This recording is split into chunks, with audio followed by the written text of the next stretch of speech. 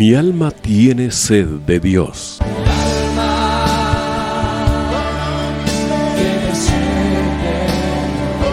Un espacio que reconforta, alienta y motiva a la luz de la palabra de Dios. Un espacio de clamor e intercesión por todos aquellos que hoy necesitan una palabra de aliento de parte del Dios Todopoderoso.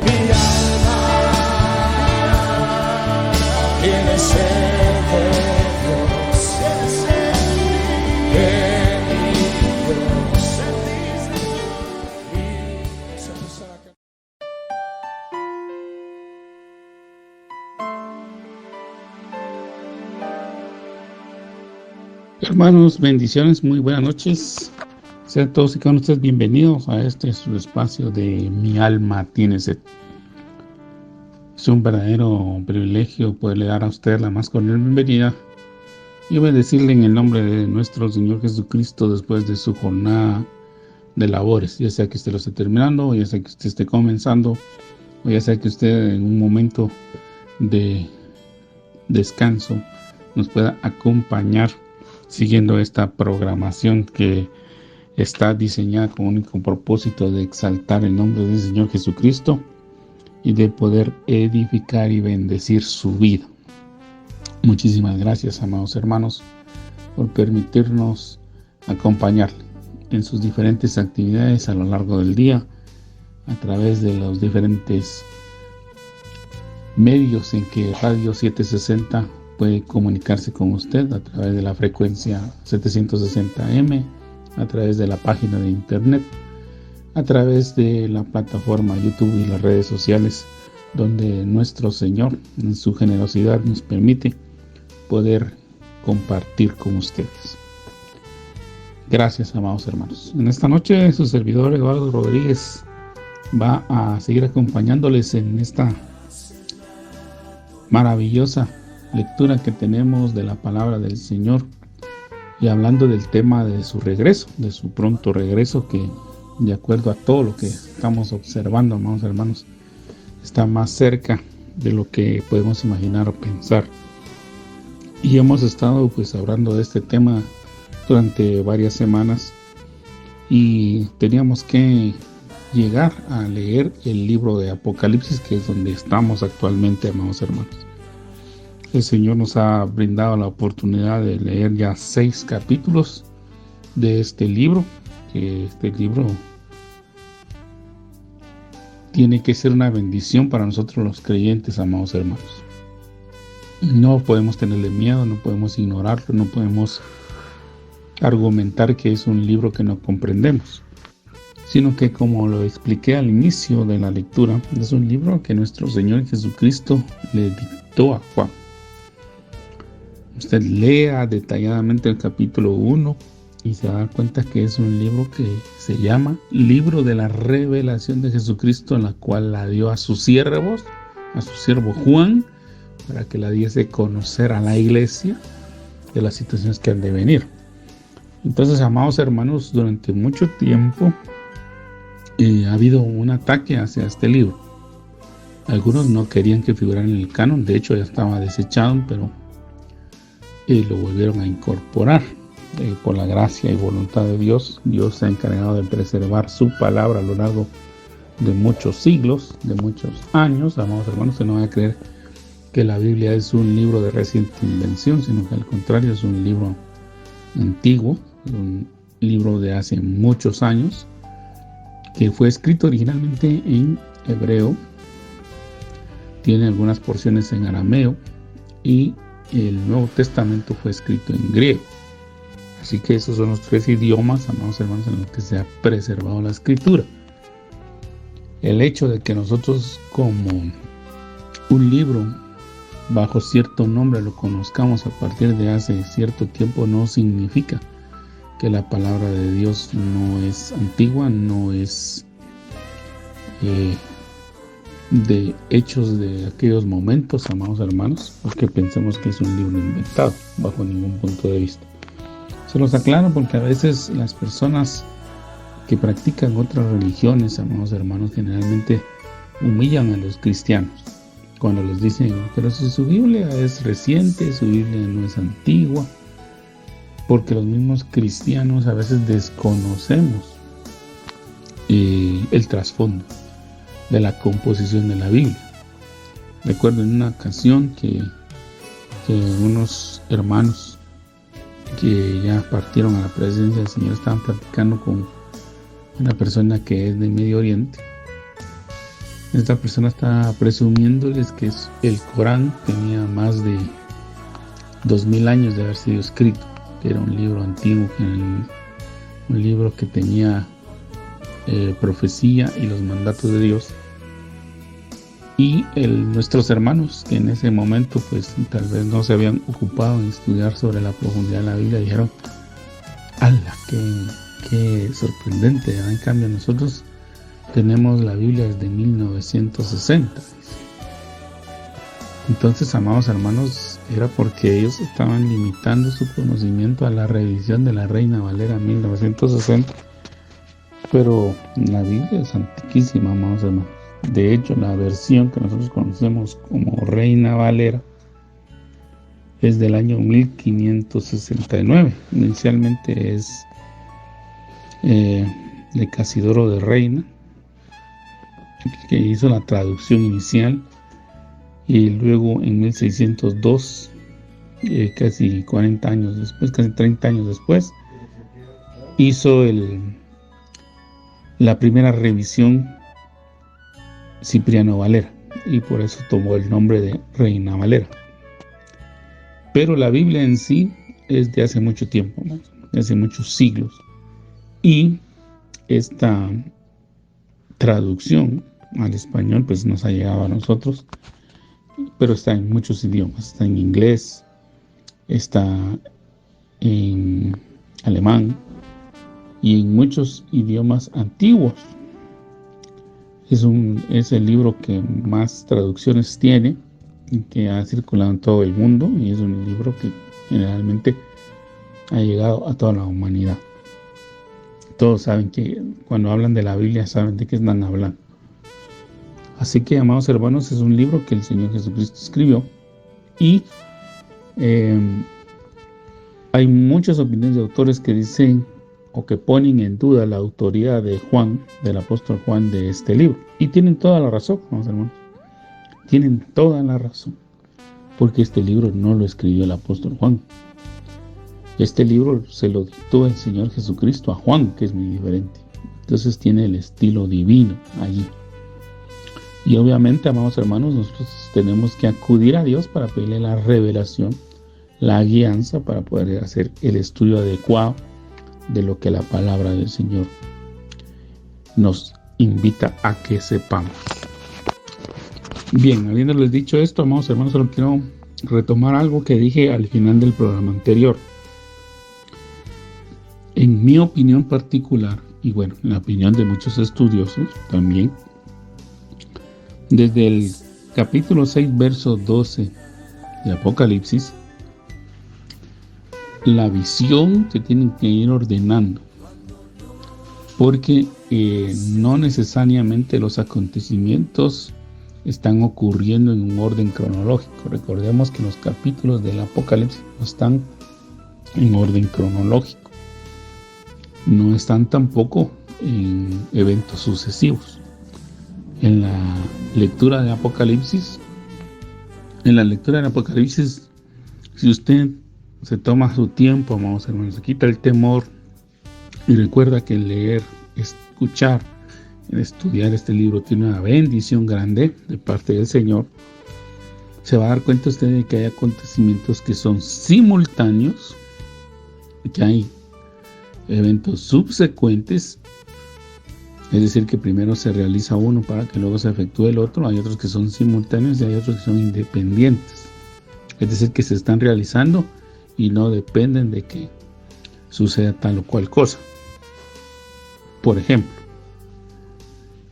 usted dice: yo voy al cine si tengo dinero. Entonces el evento depende de que usted tenga dinero para poder ir al cine. Entonces en el Apocalipsis igual.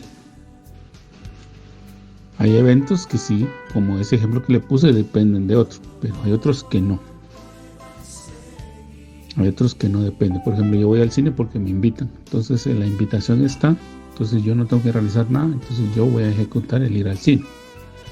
Entonces, en este simple ejemplo, amados hermanos, perdonen si muy sencillo, pero es con el objetivo de que todos vayamos entendiendo. Pues desde aquí estamos viendo ese tipo de eventos simultáneos, eventos que están ocurriendo que son independientes de otro, y eventos que hay que ordenarlos en la cronología. Por eso yo le invitaba a que hagamos mentalmente una línea del tiempo, una línea, y vamos poniendo los sellos: primer sello, segundo sello, tercer sello, cuarto sello, quinto, sexto, hasta el séptimo sello. Y entre esa gama vamos a empezar a colocar, con la ayuda del Señor, con la guianza del Espíritu Santo, los eventos del Apocalipsis, para que podamos tener nuestra claridad de cómo es el adecuado entendimiento de este libro. Hay muchos, amados hermanos, yo los bendigo, yo no estoy en contra de ninguno. Hay muchos que han tenido la bendición de estudiar este libro por mucho tiempo y lamentablemente a veces pierden su tiempo explicando, echándose flores, diciendo que han escrito libros, diciendo esto, lo otro, y no abordan los temas concretos. Se les va el tiempo ahí y ya no mencionan los eventos concretos o lo que se quiere saber. Hay otros que pues por sus múltiples actividades también se les olvida mencionar el punto importante. A veces les hacen preguntas concretas, amado hermano, y dan mucha vuelta, mucho rodeo, y nunca concretizan. Entonces tengamos cuidado de eso, hermanos. Mejor busquemos nosotros la ayuda del Señor para ir comprendiendo este libro. Como le digo, yo sé que si usted lo ha hecho, ha buscado, por ejemplo, escatología o temas del regreso del Señor en internet, seguramente ha encontrado varios. Yo solo le pido a usted, hermano, con todo mi corazón, que oremos, que le pidamos al Señor sabiduría, que le pidamos al Señor su consejo para ver si lo que vamos a escuchar verdaderamente va a edificar nuestra vida o no, si es verdaderamente lo que el Señor nos quiere transmitir o no, porque hay mucha gente que presume saber del Apocalipsis solo para obtener adeptos, para tener seguidores, para creer que es algo cuando no lo es. Hay otros que desafortunadamente de lo que menos hablan es del Apocalipsis, ¿verdad? Le ponen a sus temas, nombres muy buscados, muy espectaculares, pero al final no están transmitiendo nada del Apocalipsis tampoco. Y hay otros que lamentablemente, amados hermanos, pareciera que no han leído, que no han estudiado, que solo están hablando por hablar, por llenar un espacio, por decir que hablaron, pero nosotros debemos de ser enseñados y edificados. Entonces yo sí le pido a usted que ore, que le pida al Señor la guianza. Recuérdese que yo he dicho que la responsabilidad es mutua. Si el pastor que usted tiene no lo enseña, pues pídale al Señor que el Señor, que es el jefe de ese pastor, que es el guía de ese pastor, lo motive para que estudie, para que se prepare, para que también enseñe. Pero si el Señor a pesar de que le está hablando a este hombre y este hombre es rebelde y no quererlo hacer, de todos modos usted hágalo, ¿no? Porque al final nuestro Señor va a venir. El Señor de la casa, el dueño de la casa, va a venir y nos va a pedir cuentas a nosotros. Claro, a cada pastor, a cada ministro le va a pedir sus cuentas, pero a nosotros también. Y nosotros no podemos venir con la excusa de decir, es que no sabía. Porque ahora, amados hermanos, todos, absolutamente todos, tienen acceso a una Biblia. Y todos, absolutamente todos, tienen acceso a materiales. Y todos, absolutamente todos, tenemos acceso al Espíritu Santo. Ese es lo primordial, que es el que nos guía y nos enseña. Entonces, amado hermano, yo le comentaba que cuando se abre el sexto sello, pues prácticamente se están desatando los acontecimientos del juicio final. Pero para todo ello, amados hermanos, hay otra serie de eventos que están en los otros capítulos de Apocalipsis que deben de colocarse aquí. Entonces, Si nosotros tomáramos literal esto, ya cuando llegamos al sexto sello se acabó el Apocalipsis. Pero no, hay otros eventos que están después. Usted sabe que Apocalipsis tiene 22 capítulos, que hay que irlos acomodando en esa línea del tiempo, en esa línea imaginaria que le invité a realizar, para que precisamente todo vaya acomodando. También les he mencionado que de acuerdo a los hermanos que han estudiado, que han antecedido, que el Señor les ha bendecido leyendo este libro, ellos, todos los autores, por lo menos los que yo he leído, concuerdan que desde el capítulo 6, verso 12, capítulo 7, hay como una pausa, hay como un paréntesis. Hay unos eventos ahí que están narrados, pero que hay que también acomodarlos dentro de la cronología del Apocalipsis, porque son parte de la visión celestial que Juan tuvo. Estamos viendo el cuadro general, si usted me permite, y en los otros capítulos están los detalles que Juan tiene que pues, por la premura que él tenía de tomar todos y cada uno de los acontecimientos que estaba ahí él siguiendo, porque permítame usar este término para que usted y yo nos imaginemos un momento. Juan está en el cielo como un reportero.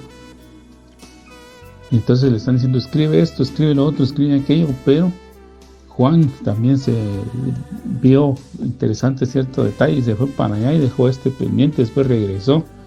Entonces cuando organizó sus notas, amado hermano, pues, seguramente se le ha haber pasado que esta nota va aquí con esta otra y esta nota va para acá y así para ir organizando los eventos de alguna manera. Pero era tanta la emoción, hermano, y es que seguramente cuando lleguemos al cielo va a ser una emoción tan grande la que nos llene el corazón y todo nuestro ser, sobre todo la primordial de ir a los brazos de nuestro Señor y ver todas las maravillas que hay ahí, que seguramente también nos va a pasar lo mismo que Juan. O sea, yo al final no estoy acusando a Juan de nada, sino que entiendo de que él tuvo la dicha de estar en el cielo antes de morir, y que el Señor, ver a su Señor resucitado, ver a Jesús en una dimensión, en la dimensión de su gloria, amados hermanos, y también tener un tour guiado, si usted me va a usar esa expresión, porque el Señor le delegó a los seres angélicos, a los ancianos, a que le mostrasen a Juan los acontecimientos. Entonces, amado hermano, es maravilloso. Habiéndole dicho todo esto, el capítulo 7 dice de Apocalipsis, capítulo 7 de Apocalipsis dice: después de esto vi a 4 ángeles en pie sobre los 4 ángulos de la tierra, que detenían los 4 vientos de la tierra, para que no soplase viento alguno sobre la tierra, ni sobre el mar, ni sobre ningún árbol. Vi también a otro ángel que subía de donde sale el sol y tenía el sello del Dios vivo, y clamó a gran voz a los 4 ángeles a quienes se les había dado el poder de hacer daño a la tierra y al mar, diciendo: no hagáis daño a la tierra, ni al mar, ni a los árboles, hasta que hayamos sellado en sus frentes a los siervos de nuestro Dios. Y oí el número de los sellados, 144,000 sellados de todas las tribus de los hijos de Israel. Y bueno, entonces, amados hermanos, desde el verso 5 al 8 dice que de la tribu de Judá 12, de Rubén 12, de la tribu de Gad 12, de Aser 12, de Neftalí 12, de Manasés 12, de Simeón 12, de Leví 12, de Isaacar 12, Zabulón 12, de José 12 y de Benjamín 12. O sea, 12,000 sellados de cada una de estas 12 tribus que se mencionan acá. Verso 9. Después de esto miré y he aquí una gran multitud, la cual nadie podía contar, de todas naciones y tribus y pueblos y lenguas, que estaban delante del trono y en la presencia del Cordero, vestidos de ropas blancas y con palmas en las manos. Y clamaban a gran voz diciendo: la salvación pertenece a nuestro Dios que está sentado en el trono y al Cordero. Y todos los ángeles estaban en pie alrededor del trono y de los ancianos y de los 4 seres vivientes, y se postraron sobre sus rostros delante del trono y adoraron a Dios, diciendo amén. La bendición y la gloria y la sabiduría y la acción de gracias y la honra y el poder y la fortaleza sean a nuestro Dios por los siglos de los siglos. Amén. Entonces uno de los ancianos habló diciéndome: estos que están vestidos de ropas blancas, ¿quiénes son? ¿Y de dónde han venido? Yo le dije: Señor, tú lo sabes. Y él me dijo: estos son los que han salido de la gran tribulación y han lavado sus ropas y las han emblanquecido en la sangre del Cordero. Por esto están delante del trono de Dios y le sirven día y noche en su templo, y el que está sentado sobre el trono extenderá su tabernáculo sobre ellos. Ya no tendrán hambre ni sed, y el sol no caerá más sobre ellos, ni calor alguno, porque el Cordero que está en medio del trono los pastoreará y los guiará a fuentes de agua de vida, de aguas de vida, y Dios enjugará toda lágrima de los ojos de ellos. Entonces, amado hermano, aquí vemos un tema que ha sido objeto de conversación en todo el ámbito evangélico, todo el ámbito cristiano, incluso dentro de los teólogos. Es la visión de los 144,000 sellados. Amados hermanos, queremos empezar aquí diciéndoles de que recordemos que de acuerdo a Efesios 1:13, si usted me acompaña a Efesios 1:13 o lo anota ahí para irlo buscando después, Efesios 1:13 nos habla de que nosotros, amado hermano, ya estamos sellados, los creyentes. Efesios 1:13 dice: en él también vosotros, habiendo oído la palabra de verdad, el evangelio, ¿verdad? Y precisamente que lo dice, el evangelio de vuestra salvación, y habiendo creído en él, fuisteis, tiempo pasado, sellados con el Espíritu Santo de la promesa, que es las arras de nuestra herencia hasta la redención de la posesión adquirida para la alabanza de su gloria. Yo sé que seguramente usted ya ha escuchado, amados hermanos, enseñanza sobre este tema. Las arras no son los 13 centavos que usted dio cuando se casó, si es que se tuvo una ceremonia de bodas en otra religión. No, esas no son las arras.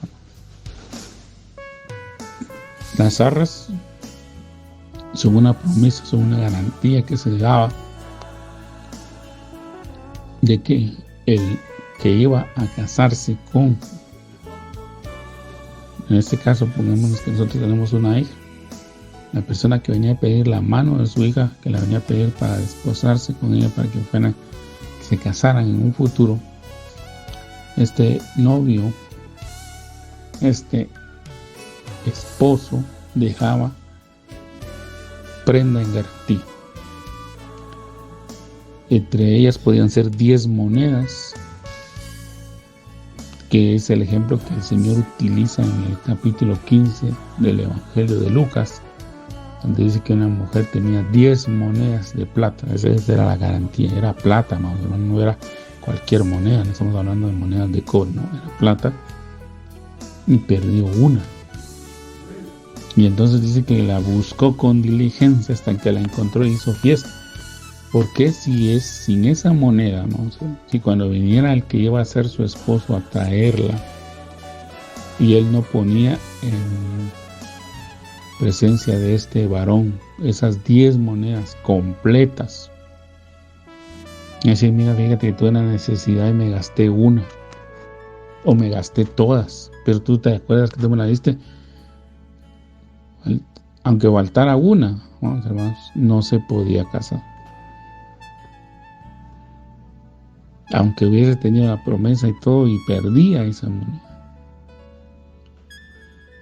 no se podía casar. De ahí la desesperación de esa mujer de buscar con solicitud, con nerviosismo, con ansiedad, con afán esa moneda.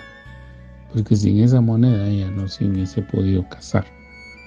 Bueno, pues esas arras son esa garantía, amados hermanos, que el Señor nos ha dado. Y a nosotros nos ha dado la garantía de al creer que hemos sido sellados con el Espíritu Santo, que es mayor que cualquier metal precioso, que el oro, que la plata, que las piedras, que el diamante. Entonces, amados hermanos, nosotros hemos sido sellados, pero acá se habla de ese proceso de sellar. Cuando empieza el capítulo, amados hermanos, para los que tienen Biblias con títulos, recordemos que los títulos fueron añadidos, no son parte de la escritura, número 1, al igual que los capítulos y los versículos. Los capítulos y los versículos fueron añadidos en el siglo XV, casi final del siglo XV, para efectos didácticos, es decir, para que usted pudiera localizar rápidamente ciertas porciones de la escritura. Pero antes, amados hermanos, no existía tal división. Solo existía la nota del nombre del libro, eso sí existía. Por ejemplo, aquí empieza Jeremías. Y entonces empezaba la narrativa de Jeremías y se iba y se iba y se iba hasta que cuando usted sentía encontraba el otro nombre, el otro profeta.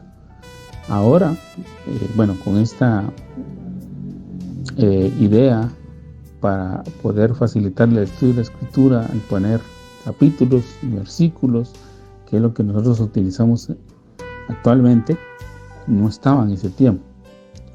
Y otra situación que ha sido para ayuda es precisamente poder en alguna manera ir segmentando los contenidos. Si usted cuando mira un título ahí dice, bueno, aquí va a hablar de tal cosa.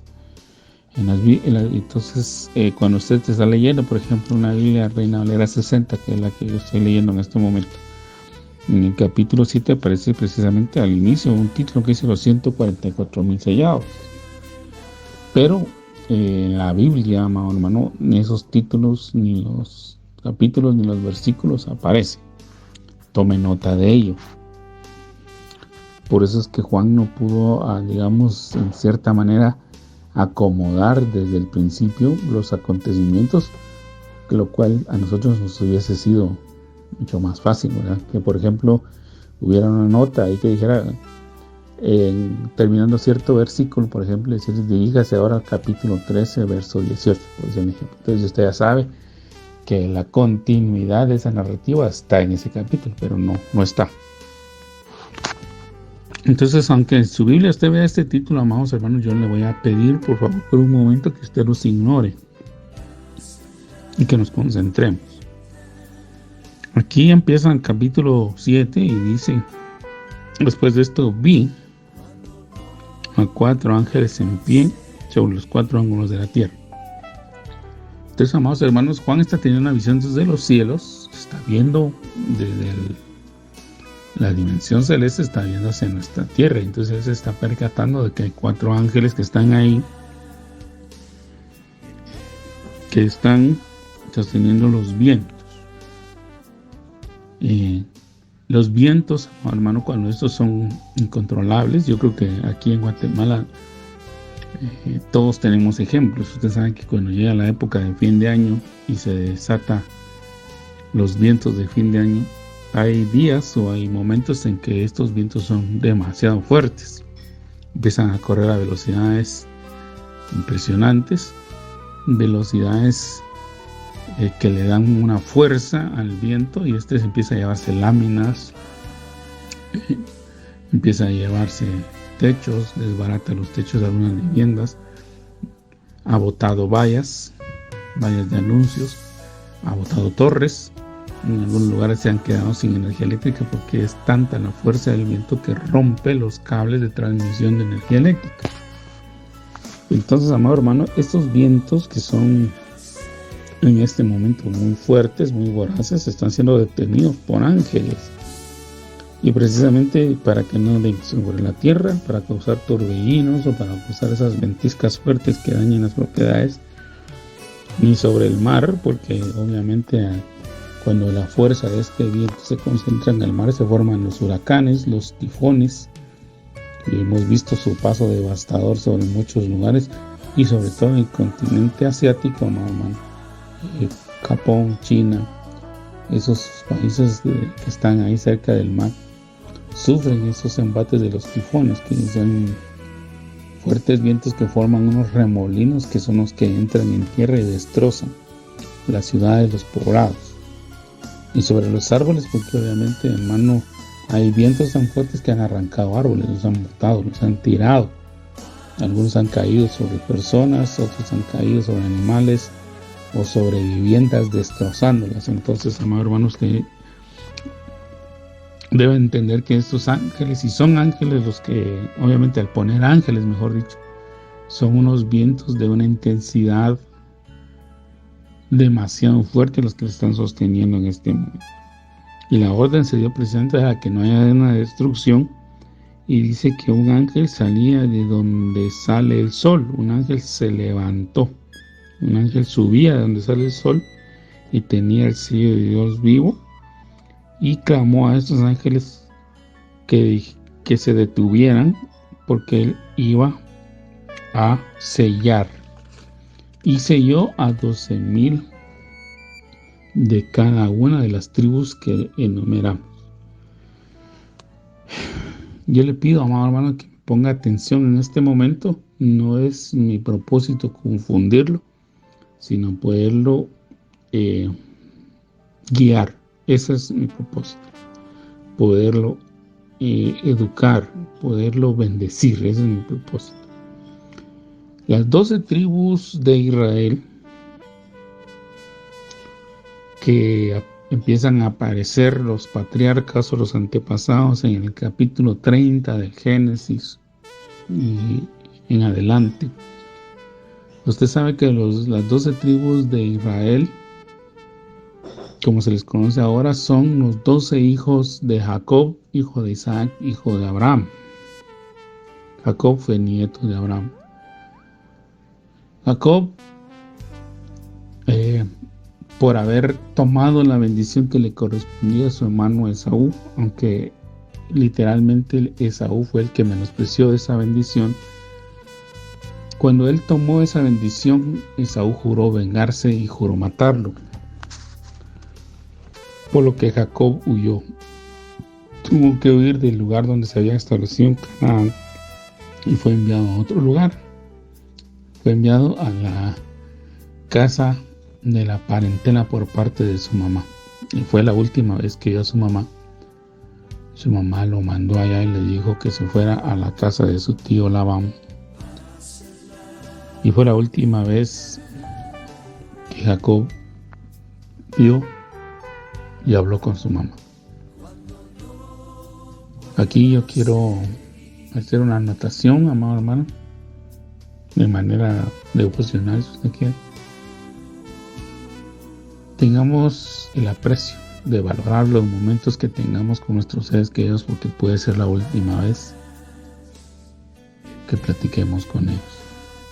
La situación ha cambiado tanto en el mundo, amados hermanos, que a veces usted platica con una persona, tal vez en este momento, o tal vez el día anterior, y hoy usted se está enterando de que esa persona ya no está.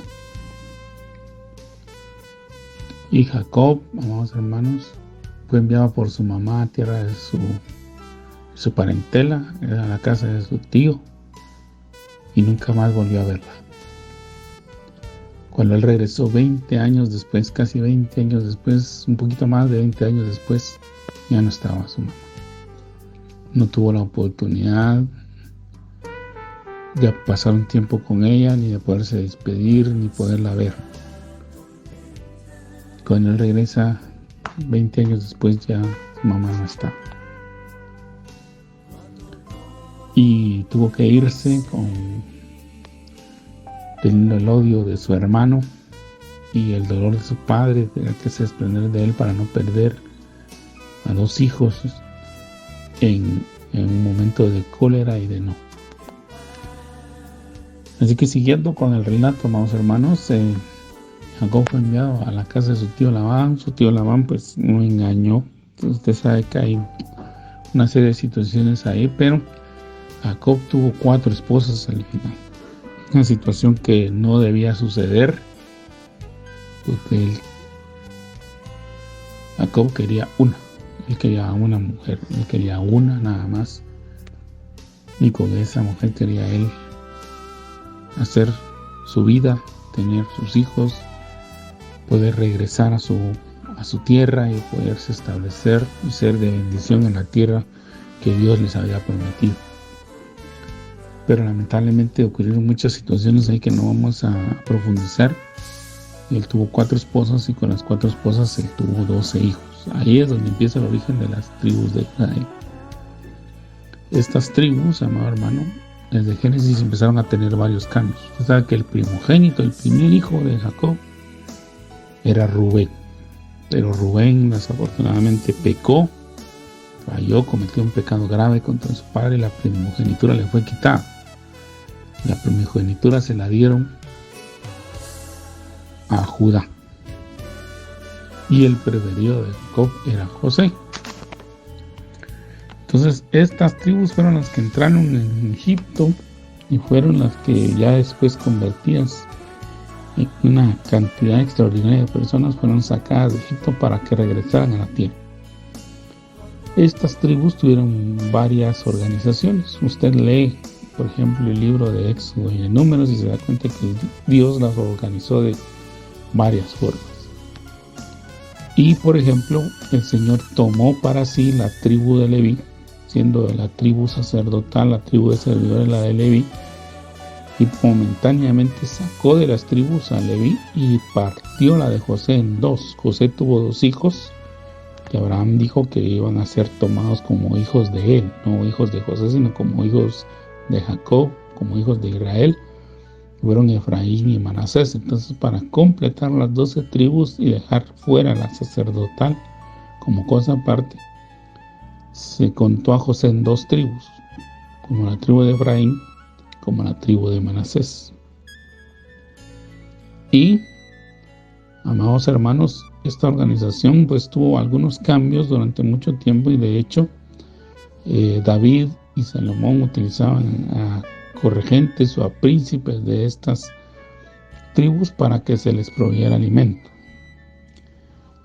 El punto es, amados hermanos, que aquí en este capítulo número 7 del Apocalipsis Dios las organiza otra vez de otra forma y empieza diciendo que los sellados van a ser 12,000 de Judá. Pone Judá nuevamente como el primogénito, aunque no fue el primogénito, amados hermanos.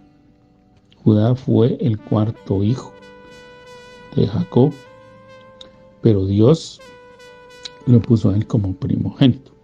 Y de esa tribu de Judá viene David, y de David pues viene nuestro Señor Jesucristo. O sea, está poniendo a Dios primero. Y luego menciona a Rubén, Gad, Aser, Neftalí. Y entonces aquí aparece una tribu de los hijos de José, que es Manasés, no aparece Simeón. Luego Leví, fíjense que ya reincorporó otra vez, el Señor reincorpora a Leví, ya no la pone como una tribu aparte, como una tribu sacerdotal, sino que la vuelve a incorporar a las 12.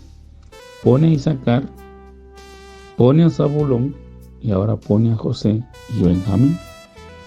Cuando usted revisa a detalle este conteo, amados hermanos, falta Dan. Dan fue quitado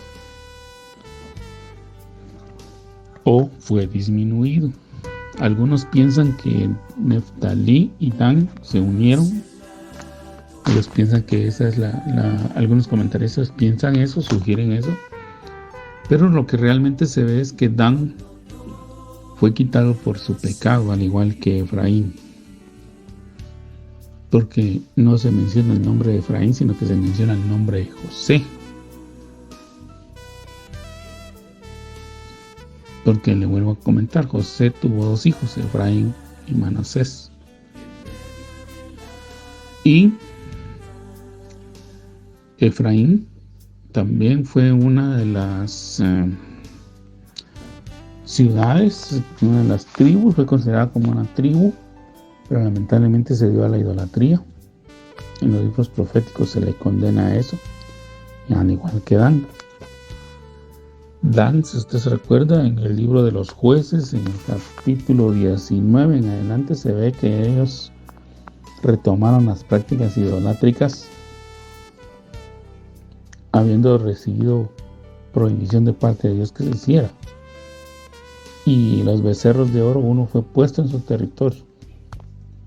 Y parece que le empezaron a rendir demasiado culto a tal punto que Dios ha decidido borrarlo, al igual que Efraín. Entonces es importante que lo tomemos en cuenta, ¿no?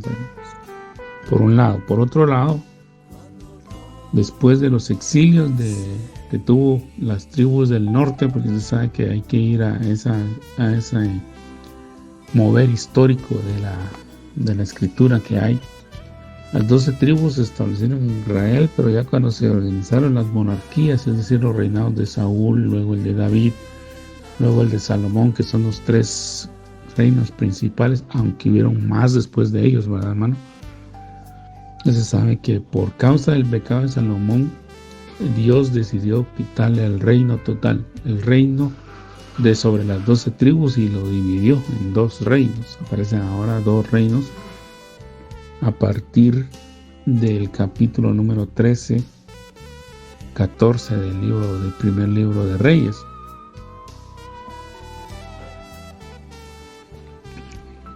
Salomón fue el último rey de todas las tribus. Roboam, hijo de Salomón, ya afrontó la división. Y la escritura dice que 10 tribus se separaron y conformaron el reino del norte. Y 2 tribus más la de Leví conformaron el reino del sur, es decir, Judá, Benjamín y Leví. Ya les comenté que en la tribu de Leví fue tomada Bonaparte. Las otras tribus, la de Dan, Gad, Aser, Neftalí, Zabulón, Rubén, todas esas conforman lo que es el reino del norte. El reino del norte lamentablemente cayó en idolatría, en apostasía, y fue exiliado hacia Siria en el año 722 aproximadamente antes de Cristo. Y se les pierde el rastro. Vamos a ver. Ya no se vuelve a mencionar más de ellos. Por eso hay algunos que han mencionado este término, si usted lo ha escuchado, las tribus perdidas de Israel. Está hablando de esas 10 tribus porque no se les vuelve a seguir pistas después. Ya la Biblia se concentra en el reino del sur, que le llaman Judá, y de donde viene el término judío, que también pecaron, que también fallaron, pero estos fueron exiliados hacia Babilonia en el año 583 antes de Cristo, y 70 años después regresan a Israel ese grupo por un decreto que promulga Ciro, rey de Persia. Los regresan a su tierra para reconstruir el templo, mano de Zorobabel. De ahí aparece Esdras y Nehemías, que son los que promueven la reconstrucción del templo y la reconstrucción de la ciudad de Jerusalén y el establecimiento nuevamente de la población del pueblo del Señor en Israel. Entonces, amados hermanos, esas 10 tribus se encuentran hasta el momento desaparecidas. No hay un rastro, ¿verdad? Pero que seguramente van a volver a su tierra, que han de estar volviendo ya a su tierra, después de que en 1948 se reconoce a Israel como un estado, como un país, y empiezan a volver los israelitas a su tierra y empiezan a establecerse. Israel fue dispersado por el mundo, amados hermanos, y ahora está siendo llamado otra vez a su tierra. Entonces ellos esperan la venida del Mesías, de su Salvador. Entonces les menciono todas estas organizaciones porque hay una teoría, amados hermanos, hay una creencia que estos 144,000 que se están mencionando aquí en el capítulo 7 de Apocalipsis son las primicias de Israel, que son los que van a anunciar el evangelio en Israel después de la partida de la iglesia. Esa es una de las teorías. Otra de las teorías es precisamente que esas son las primicias que nos son ofrecidas a Dios para la reconciliación de Israel con el pacto con Dios, cuando se establezcan y se reconozcan y se sepa el paradero de las 10 tribus, por lo menos que el mundo sepa que esas 10 tribus que están como perdidas, ausentes, si usted me permite el nombre, vuelvan a aparecer. Entonces esa es la señal inequívoca de que el trato de Dios con Israel se reactiva. Ese es el punto hacia donde yo lo quiero llevar. Recordemos que el trato de Dios con Israel está en pausa. El apóstol Pablo, que es un israelita, que es de la tribu de Benjamín, que es reconocido como el perito arquitecto de la iglesia actual, él escribe sobre esta pausa que Dios tiene en este momento del trato de Dios para con Israel en el capítulo número 11, verso 25 en adelante de la carta de Pablo a los romanos. Él explica ahí que que los israelitas están en una pausa para que el trato de Dios con la iglesia se perfeccione y se concluya, y cuando el Señor tome a la iglesia nuevamente continúe su trato para con Israel. Debemos de recordar que Dios no ha desechado a Israel, amados hermanos. Israel es el pueblo escogido por Dios, aunque nosotros lloremos, pataleemos, nos quejemos, chillemos, protestemos y todo lo que usted quiera. Israel es el pueblo escogido de Dios, y Dios tiene un trato con ellos, tiene un pacto con ellos, y va a continuar su trato con ellos después de que haya perfeccionado el pacto de Dios con la iglesia. Entonces, amados hermanos, estas primicias estos son los 144,000. Ahora bien, estamos viendo que es un número simbólico, amados hermanos. Pues la verdad es que es un número simbólico. Algunos nos hablan de la perfección del 12 por 12 por 1000. Pues eso es lo que nos da el número de 144,000. 12 por 12. El gobierno de Dios en las 12 tribus por la perfección de Dios. Esa es una parte de la numerología que estamos viendo acá. Pero algunos lo ven como un número simbólico, que no quiere decir que solo 144,000 van a ser sellados. Hay otros que nos hablan de que son las primicias, pero el punto es de que esta es la señal de que el trato de Dios con Israel se reactiva. Entonces, amado hermano, si usted no se fue en el arrebatamiento y empieza a ver nuevamente el aparecimiento de las tribus, usted tiene que saber que usted se quedó en la gran tribulación. Ahí esa es una de las señales para aquellos que anhelan quedarse y que piensan que la tribulación es un juego, que es un invento, que es una situación que algunos cristianos enseñamos para meterle miedo, dice, para imponerle miedo a los demás. Créame que no es tal cosa, bajo ningún punto de vista, amados hermanos. La tribulación y la gran tribulación son un evento que nadie quiere vivir. Nuestro Señor Jesucristo lo dijo claramente. Yo le invito a que usted lea nuevamente el Evangelio de Mateo, capítulo 24, el capítulo 13 del Evangelio de Marcos y el capítulo 21 del Evangelio de Lucas, y usted se da cuenta que esto no es ningún juego. Luego, aquí otro evento, amados hermanos, que es el que tenemos que ubicar adecuadamente, es en la porción del verso 9 al 17 del capítulo 7 de Apocalipsis. ¿Por qué?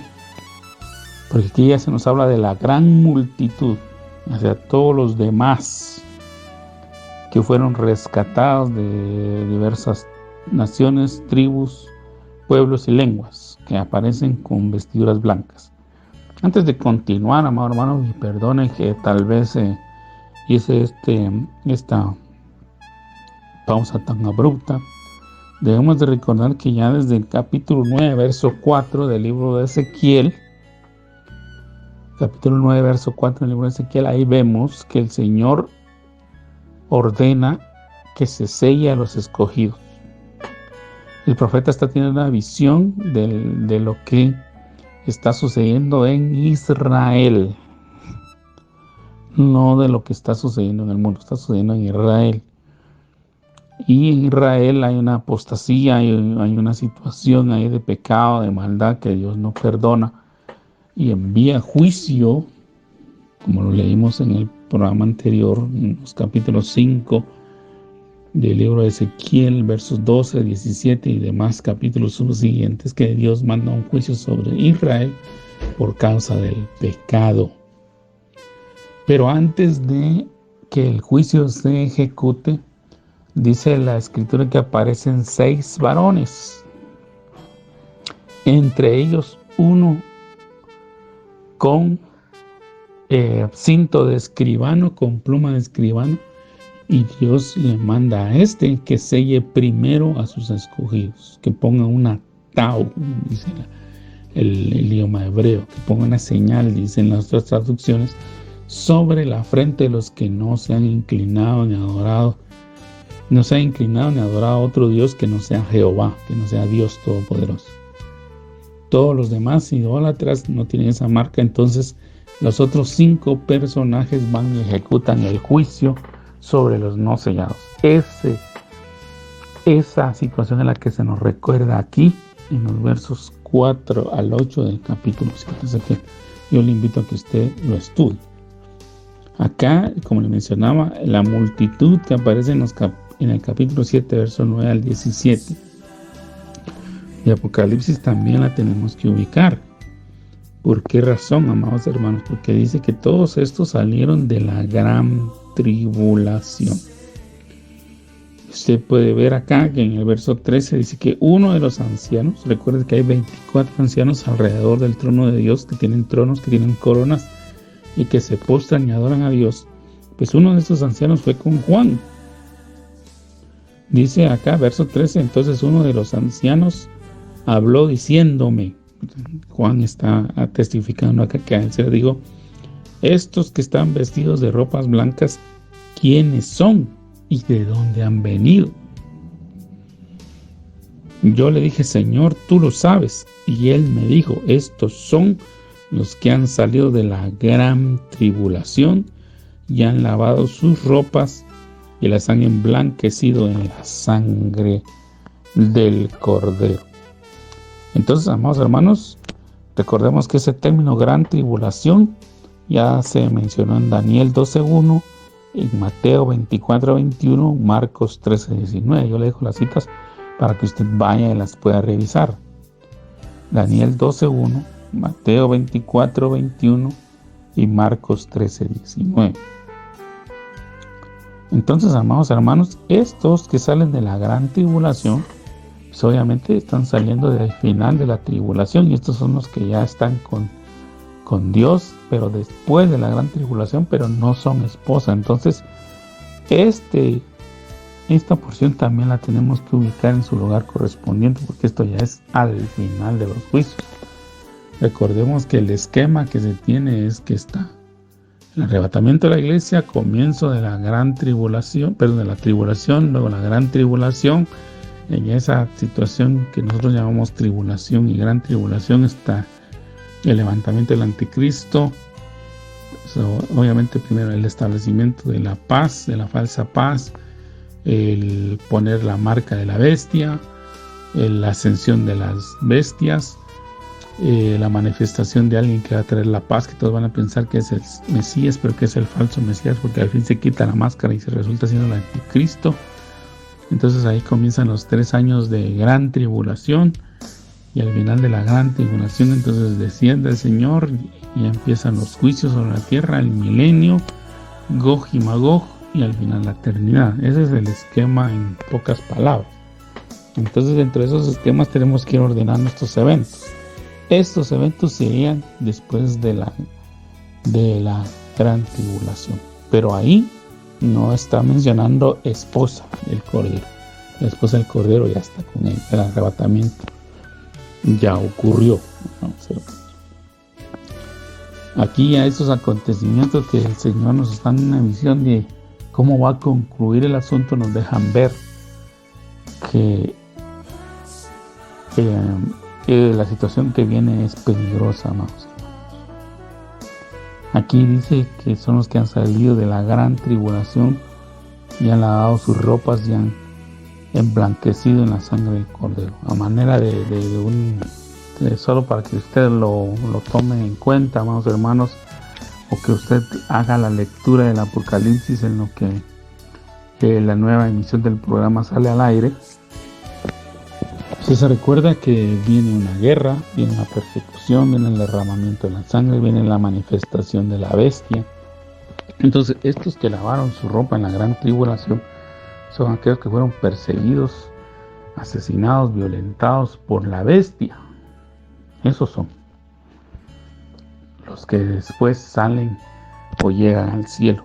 Entonces, amado hermano, esos son, por eso te digo que hay que ir acomodando los acontecimientos o colocándolos en su orden debido, cosa que Juan ya no pudo hacer. Otra cosa que quiero que tome nota y que lo vaya percatando es de que precisamente Juan no está escribiendo de su propia inspiración. Por eso cuando usted lea, amados hermanos, yo sí le recomiendo que si usted tiene una Biblia de estudio o tiene algún comentario como parte de sus herramientas que Dios le ha proporcionado para el estudio de la palabra, lo aproveche, de verdad lo aproveche. No crea que usted está gastando o está desperdiciando su dinero, al contrario, es una inversión preciosa que usted está haciendo, pero léalo. Pero tome en cuenta, amado hermano, que cuando usted lea el comentario o la introducción a los libros y le diga, mire, que el libro de Apocalipsis se duda que Juan lo haya escrito, es decir, que sea de su autoría, es decir, que todo el libro él lo haya escrito, porque varía el estilo, porque hay palabras que no se dejan, palabras que están en el Evangelio de Juan o el estilo gramatical, como le dicen, de Juan, que está en los Evangelios y que está en las cartas, es diferente del Apocalipsis. Sepa que tiene toda la razón. Yo sí le digo, tiene la razón, porque este libro se lo dictó Jesús a Juan, y Juan también escribió su interacción con otros seres en el cielo. Aquí es un ejemplo. Usted ve que uno de los ancianos dice que se acercó con Juan y le dijo, ¿quiénes son estos? Ahí Juan lo está escribiendo, Juan lo está haciendo ver. Se acercó a mí uno de esos ancianos y me preguntó, ¿quiénes son estos? Y yo le contesté, Señor, tú lo sabes. Entonces él está escribiendo como un periodista, por eso le digo, como yo le invito a que usted se imagine ese. Juan está como un periodista en los cielos, tomando notas a mano y teniendo esa interacción con seres que él nunca había visto. Entonces obviamente él no va a poner, y yo, Juan, el apóstol del amor, tuve una interacción con él. No, él no tuvo la oportunidad de hacer eso, sino que él tuvo que escribir rápidamente porque él no sabía si estaba soñando, si eso se iba a acabar pronto, si de repente no iba a tener la oportunidad de dejarlo por escrito. No. Nosotros no hemos tenido una experiencia de ese nivel, amados hermanos, pero yo me imagino que tal vez en su desesperación o en su emoción de querer dejar todo escrito, que no se le fuera a pasar nada, hermano, él estuvo escribiendo y poniendo con tinta y en pergamino lo que él había visto, amados hermanos, y lo bajó a dar a conocer a este mundo. Entonces, amado hermano, obviamente el estilo va a cambiar. Es algo que él está tomando y que es de urgencia transmitirlo a la iglesia. Y eso es lo que yo quiero que usted guarde en su corazón, que es un mensaje que Dios está transmitiendo con urgencia para su iglesia. Bien, mis amados hermanos, le agradezco por habernos acompañado en esta oportunidad. Que el Señor le guarde, que el Señor le bendiga, que el Señor siga operando en su vida. Yo le pido a usted que, si le es factible, ore por este servidor suyo. Yo, amados hermanos, no me considero un experto en este tema del Apocalipsis. Créame que con temor y temblor estoy enseñándole a usted. Pero es un tema que debemos de tocar porque se trata de la venida del Señor Jesucristo. Es un tema importante que no podemos dejar en el olvido, que no debemos de ignorar. Entonces, oremos todos juntos para que el Espíritu Santo nos vaya enseñando, nos vaya guiando, pero yo que soy el que hablo aquí, amado hermano, que no vaya a transmitirle algo a usted que no sea de edificación, sino que sea algo que verdaderamente nos ayude a entender y comprender que el libro que estamos leyendo tiene una bendición de parte de Dios. Que pasen una bendecida noche, que el Señor le guarde, que el Señor le bendiga. Y si el Señor lo permite, en otra oportunidad estamos compartiendo con ustedes la palabra del Señor.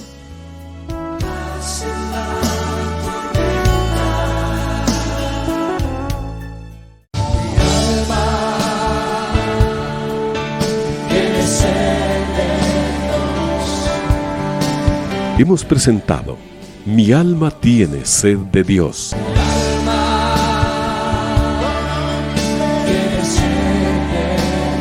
Te invitamos a escuchar nuestra próxima audición cuando nuevamente estaremos delante del Señor exclamando: